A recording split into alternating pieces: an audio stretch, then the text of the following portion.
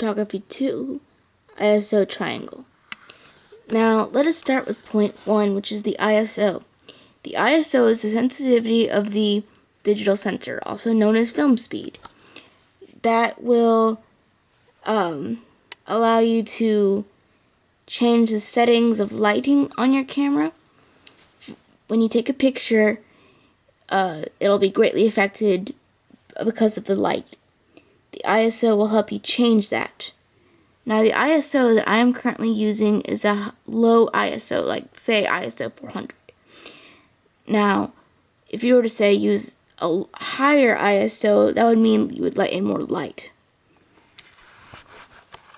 Now, let us move on to point 2, which is aperture.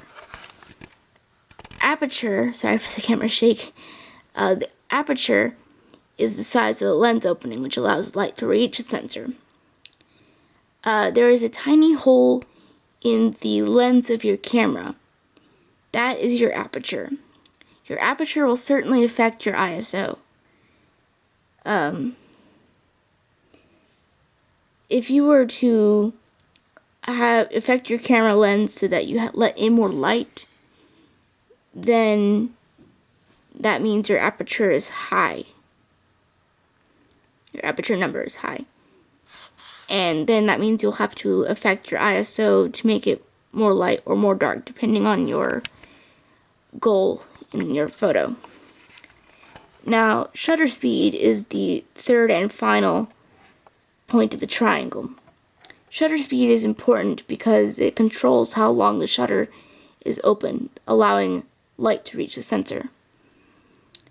And if you were to have a high shutter speed number, then your your picture would turn out all blurry, unless you want it to look blurry, which I don't really think you would want.